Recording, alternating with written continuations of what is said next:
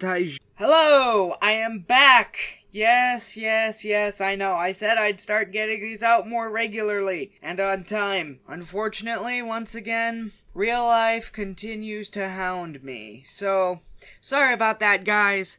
Today we are going to be doing another double review for episode 13 and 14 of Dobutsu Sentai Zyuohger. Once again, I am unintentionally lucky that I was unable to get an episode review up for episode 13 right away, because unfortunately, like a few episodes past, there is very little to talk about. The review itself would be like 2 minutes long, so I'm going to basically summarize the plot here, and there's not much to say.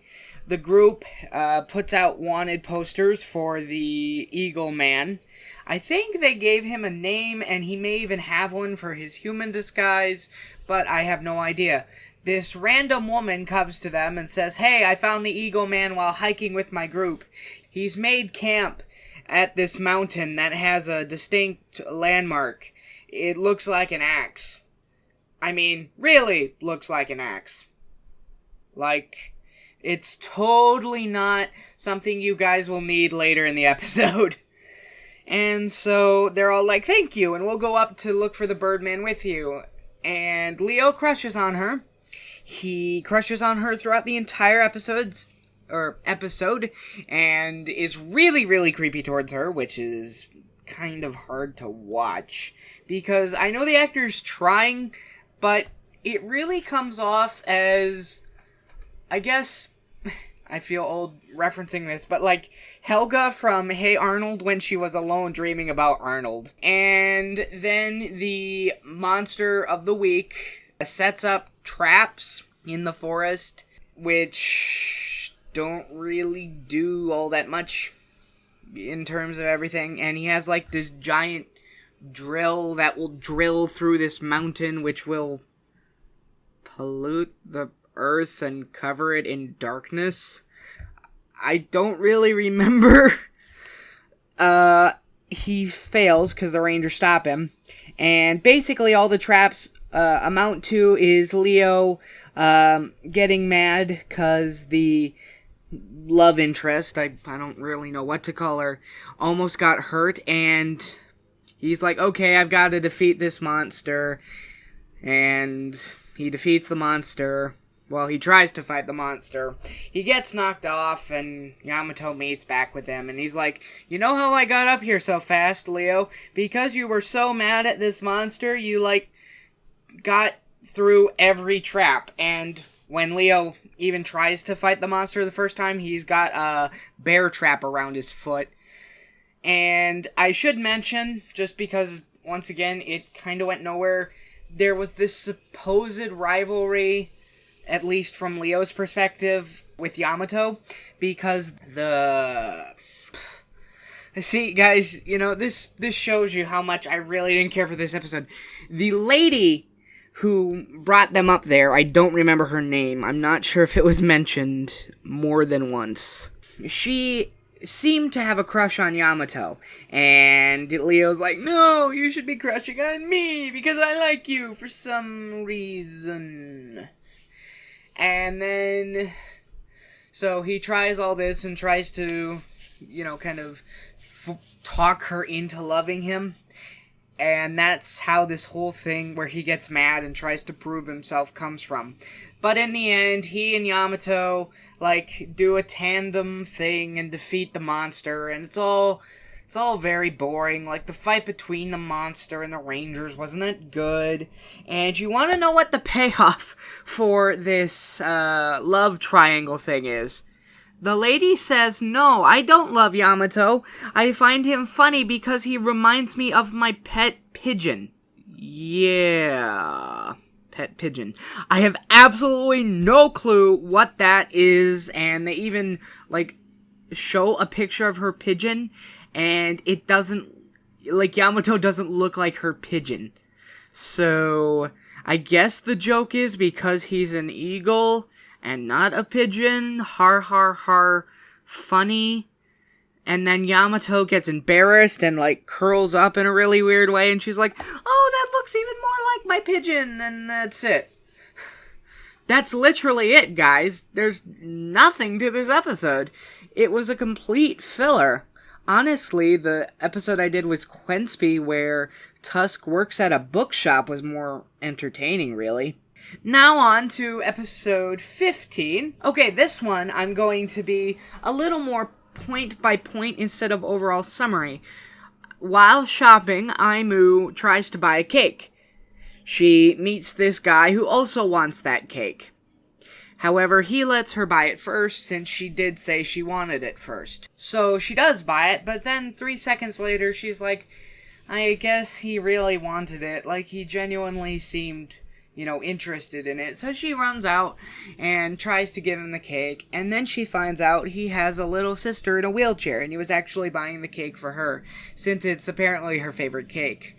She chats with them for a little bit, they exchange names, and they offer for her to eat some of the cake with them, since she did technically buy it, and I guess that's the nicest thing to do, before the monster of the day attacks.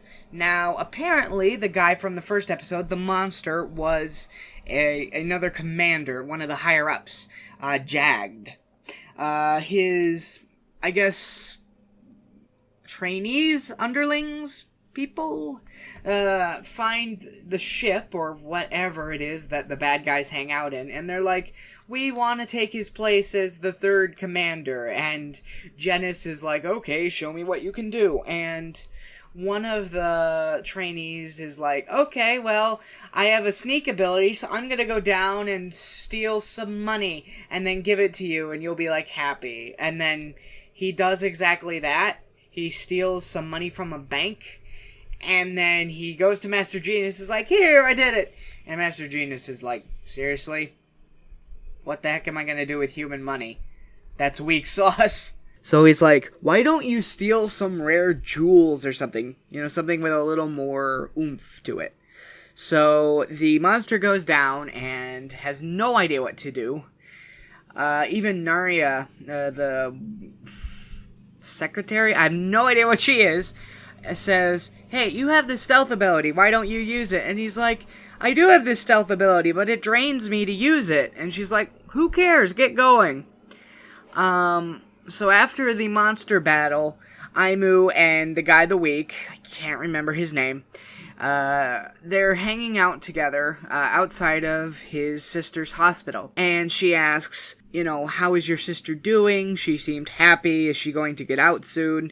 And he says, well, she has a condition that we're never going to fully explain, and she needs money for a surgery, which I don't have. I do work as a night guard, and that pays well enough, but it's still more than I have. So I'm going to work this extra shift when this rare jewel is just going to so happen be at this museum where I work. So could you, kind of hang out with her tomorrow since I need to work extra hours? And she's like, okay. Then she goes back home, tells the group this. Leo offers to come along, and she quickly says, no, you just creep women out. And I was exactly there with her because of last episode. So, luckily, the monster of the week heard that this Jewel was going to be there, and that he had ties to the Zyuohgers, and it was all great. So he basically offers the guy the money he stole from the bank, which is enough, coincidentally, to pay for his sister's surgery. All he has to do is lure the Zyuohgers inside, use this special device that the monster gave, and tie them up, and basically let him get away with the jewel.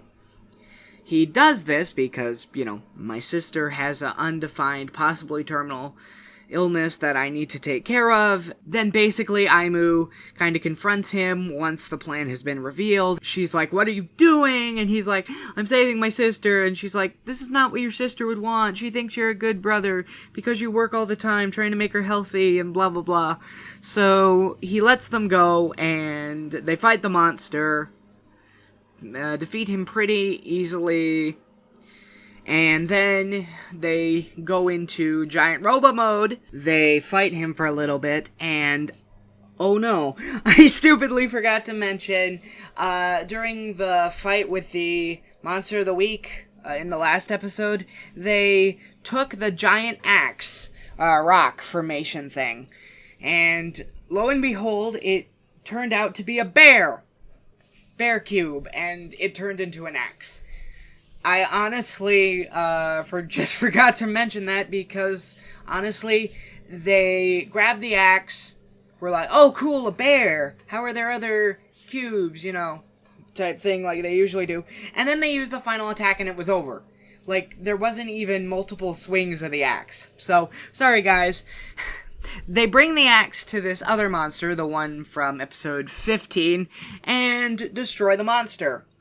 At the end of the episode, when the monster's defeated, the suitcase somehow dematerializes or unlinks from the monster, and the love interest, guy of the week, guy who's furthering the plot, finds the suitcase, and he basically tells the Zyuohgers after they disembark from their giant robo that I'm going to take this money and return it to the police, and I'm going to continue to work hard so I can buy my sister's surgery legitimately. Yes, and the Zyuohgers are like, good for you, and don't give up, and that was the end. My biggest problem, even though I really liked episode 15, was that I really felt he should have kept the money. I know the monster kind of stole it, but the way he was so desperate to give his sister this operation kind of made me feel like it was something terminal, time sensitive, so I feel the Zyuohgers would be like, well, he's dead, and you did do the right thing, so make sure your sister doesn't die. But they didn't do that. Sorry, guys. I know this has been kind of rambly, you guys. Thank you for watching. Due to my real-life circumstances, I couldn't actually record right after I saw these episodes, and I'm kind of remembering the episodes rather than having just come off them, so sorry if it takes me a minute to kind of get my thoughts and recount all this to you guys. So I hope you guys enjoy. I really, really will try hard to get the next one out on time. Thank you for watching, and bye.